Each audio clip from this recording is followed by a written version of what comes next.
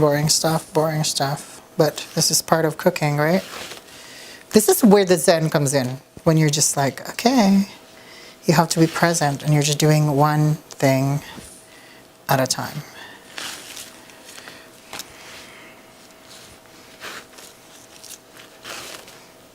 Beautiful. Doesn't have to be perfect. Okay, so it's really easy. What time is it? It's 15 minutes since we started. With the chopping mistake. That's hilarious. Well, we could probably fast forward on all of these things. It's still recording. Normally I have an apron, but it's really hot in my condo, so, or in my place here. So I'm not gonna put myself in pain because I want to be vain. Ooh, that's a good one. All right, so I'm gonna go grab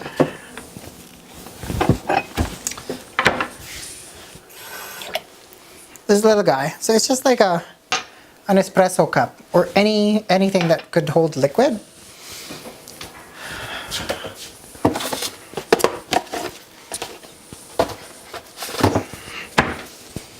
I'm grabbing me some new pair of gloves so I can put it in. And honestly, once you're so used to wearing gloves, it's kind of weird cooking without them. And I like these gloves too because they're easy to put on, even if they don't look like it's easy right now.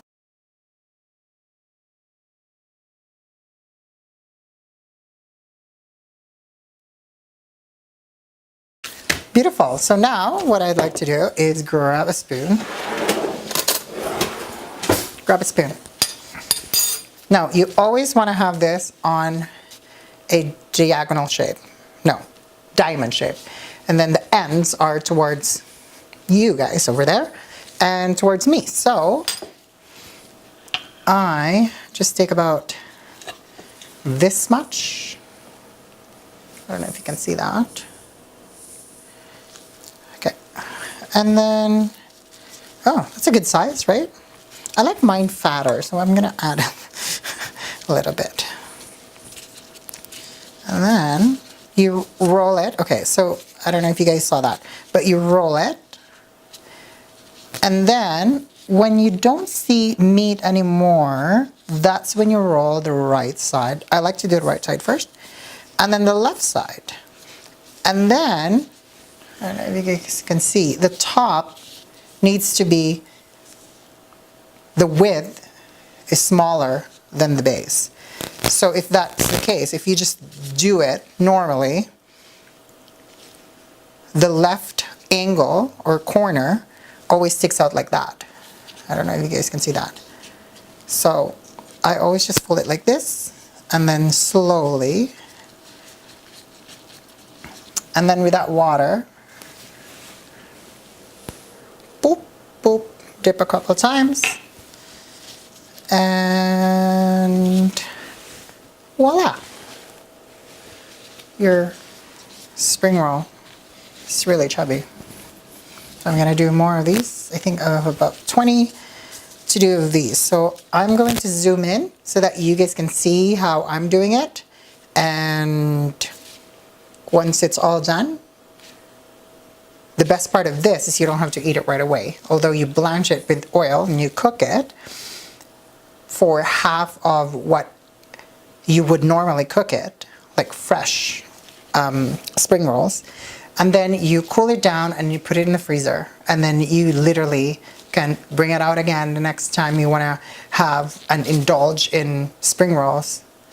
You put it on the oven instead of frying it. I think that's really the biggest trick, which I'm going to show you guys in a little bit here. So I'll be right back, but take a look on what we're doing, bird's eye view.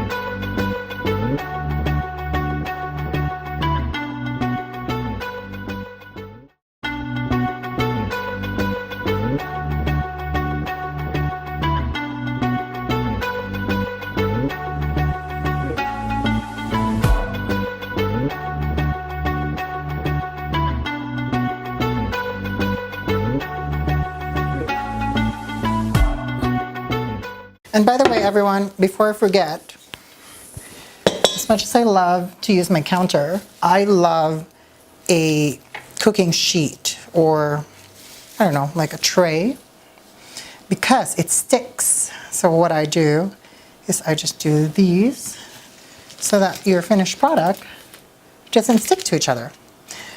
I don't know about you, but the best part of the spring rolls is the wrapper. I remember growing up, I used to just have my mom make spring rolls, but really, I would grab 2-3 pieces of this and deep fry them. And that's why if I go to a Chinese restaurant, deep fried wontons are one of my favorite foods.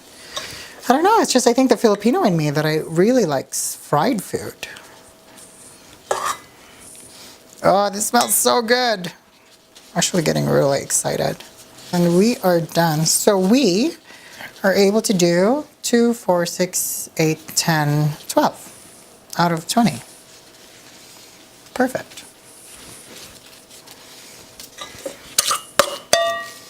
So because my spring rolls are so chubby, I was only able to make, sorry for the banging, I was only able to make 12, but this last one, holy cow, this is really big. Oh my god. It's gonna take a lot to cook. And then I always try to put the fascinator down, or the end down, so that it kind of just stays. All right, so what we're gonna do is we're gonna try and set up our frying station, and I'll show you how to blanch. All right, you guys, we were doing all of our 12 spring rolls right over here. Whoa.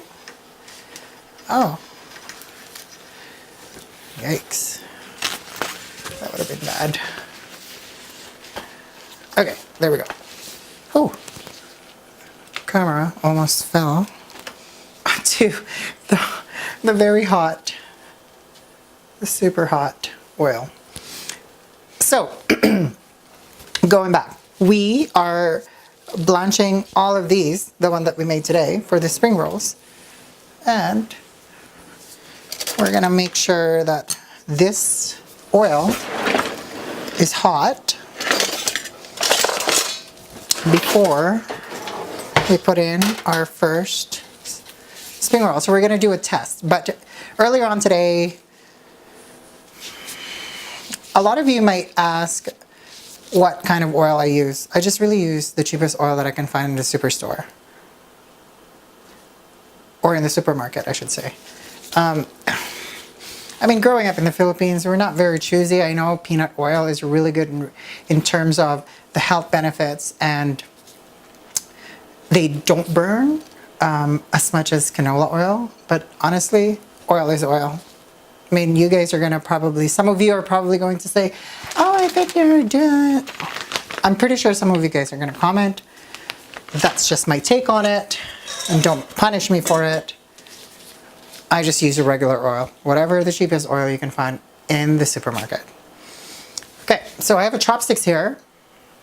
Can you see that? There. And I'm going to see if this is hot enough. So once it makes those bubbles, I don't know if you guys can see that, it's going to be hot. Right now it's not, so we're going to wait a few more. And I always just put it on medium high, if not a little bit high, but not too high. I don't know if you can see the dial. The dial here is only at 7.